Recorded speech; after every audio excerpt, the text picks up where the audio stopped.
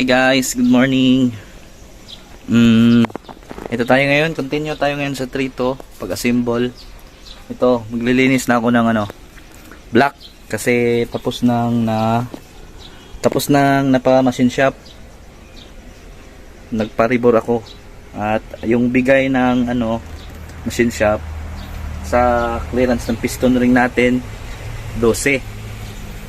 Paano masabi? So, ito lilinisin ko muna yung black. Pagkatapos nito,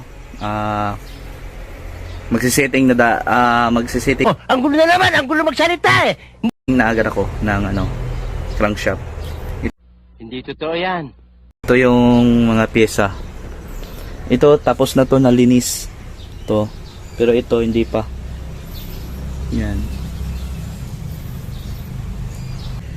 Bagong piston ito, pati itong liner, bago na rin to.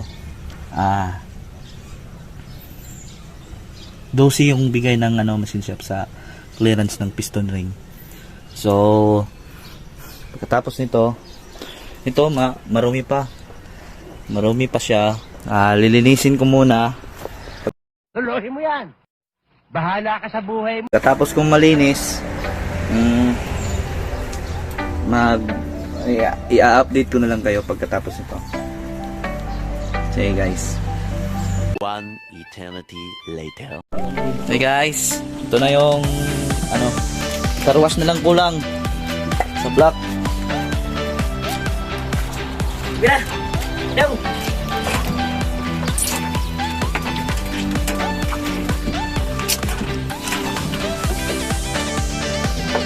Para pagkatapos nito, car wash na. Yung mag-sitting na ng crankshaft. Oh, ang gulo na naman, ang gulo magsalita eh.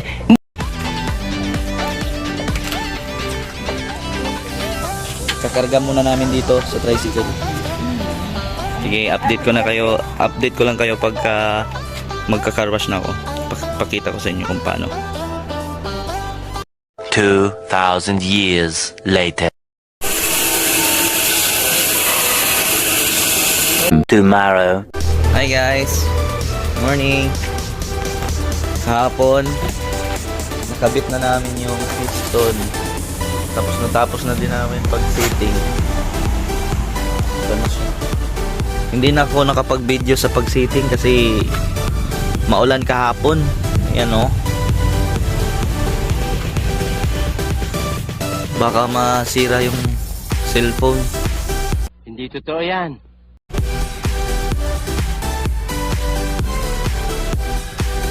Bago yung piston, kinabit namin.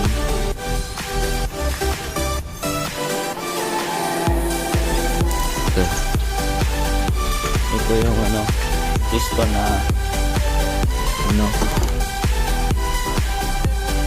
pinalitan namin. Bigas na.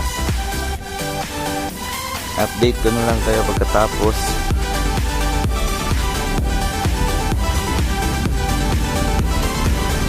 Kabit na namin yung mga injection pump, pati yung camshaft. Hey guys, A few moments later. hi guys, ito na yung trito. Yan, bago yung piston. Tapos pinabit ko na rin yung idler. Hirap mag-video kung walang maghahawak ng cellphone, kaya Paano masabi? ito na lang, cut na lang yung ginawa ko. Ito yung timing niya, dalawa dapat naka-sintro.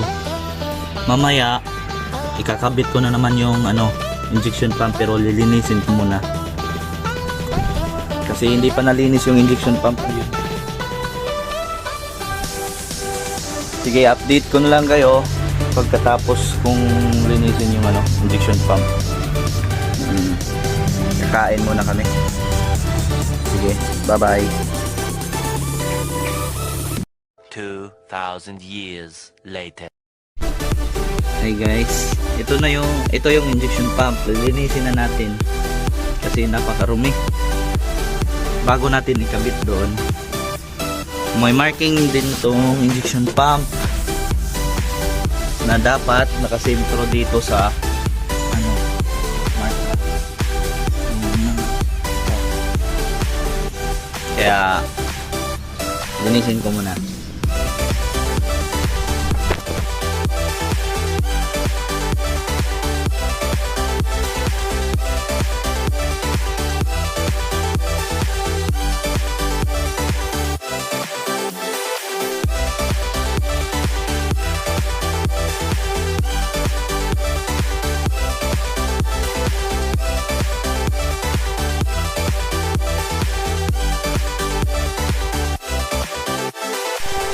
Ito na guys, yung injection pump malinis na. Hindi totoo yan. Pwede na ikabit.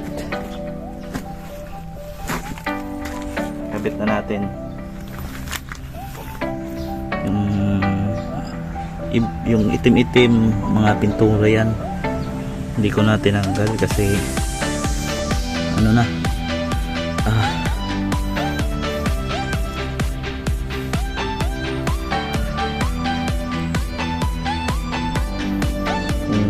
Papaputiin pa natin to, baka aabutan pa tayo ng 1 buwan. So tama na yan, kabit na natin. Ito yung marka yan, 3. Tapos meron din tong marka ito yan. So, sige.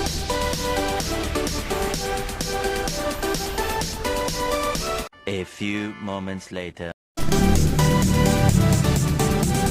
Ito na guys, kagabit na natin yung yung injection pump. Yan yung nilinis ko kanina. Oh, ang gulo na naman! Ang gulo magsalita eh!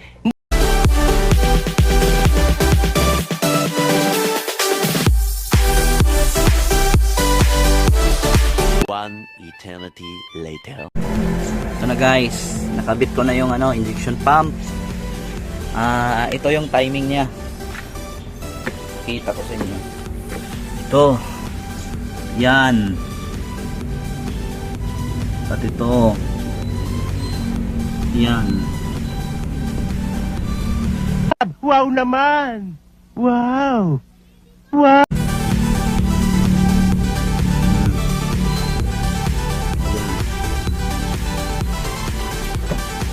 Sunod na ikakabit natin is yung sa timing cover.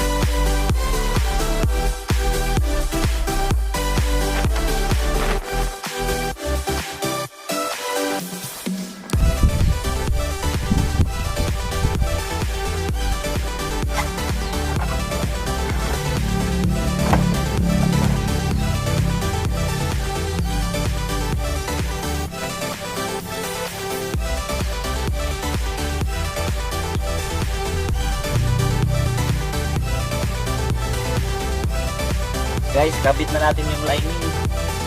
Ito. Bago nyo to ikabit, dapat testing mo muna dun sa main drive kung papasok ba to. Kanina, tinesting ko na to, okay. Hindi totoo yan.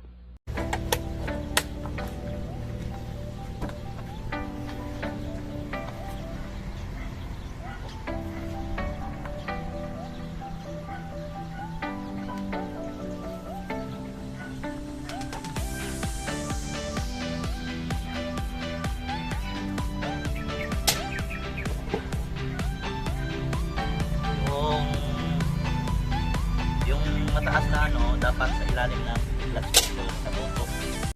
Paano masabi?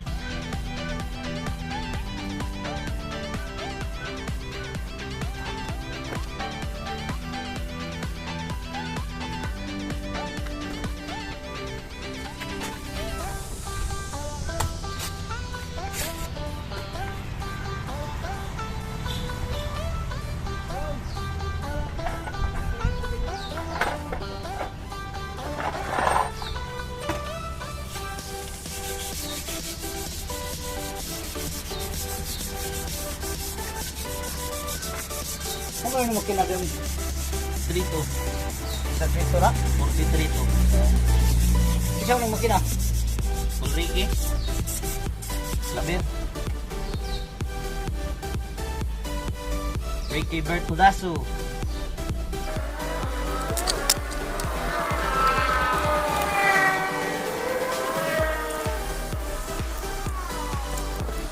Tinuloy sa dungkit ba? Okay. Ano sa konsentrasyon? Nagbuhat ng cambio. Ha? Huwag na tulit.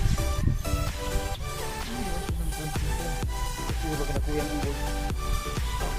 Yun sa mga dito pagtaon di ay. Ay, tulit.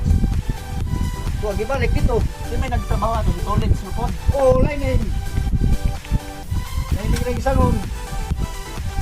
Tapos, Kakapawin nila. Nagiging lang din. Kagayan.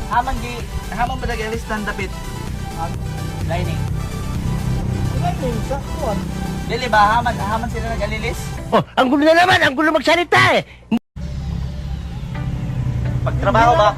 Hinira ka tong angat pista Surigao. Ha? Katong angat. Ito guys, kung wala kayong main drive na maisasalpak dito, kung magkakabit kayo ng lining, yung technique ko, sinasalat ko na lang dito. Pati dito, gilid, yung gilid-gilid niya. Pati dito, dito. Kung wala kayong main drive na maisasalpak dito, yun lang, ito lang yung technique na ano ko ginagawa ko kung wala akong main drive. Yan, yan, tsaka nyo pa hihigpitan yung ano, mga tornilyo. Ito ako natapos ko na siyang ma-align, so hihigpitan ko na.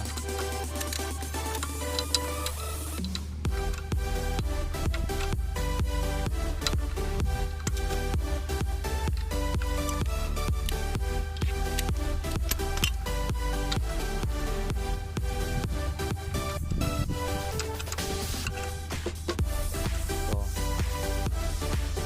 Yan.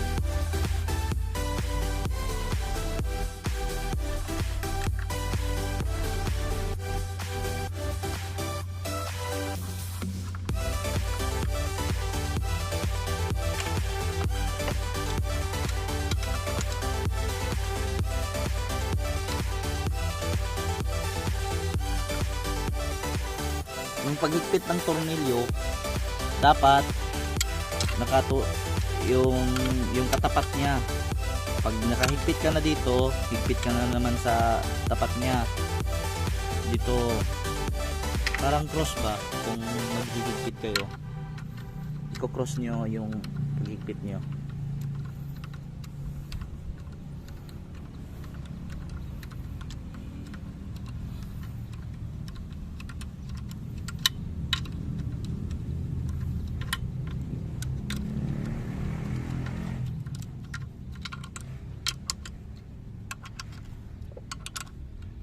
pasensya na kayo, wala akong impact, mano-mano lang talaga yung trabaho ko, yung kamay to kamay.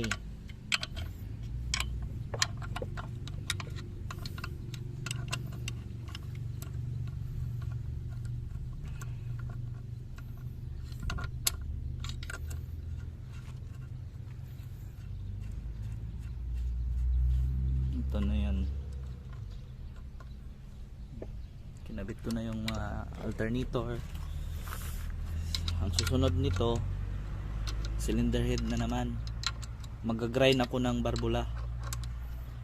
Greenine na doon sa sa machine shop, kaso hindi nila test lake ba kumbaga.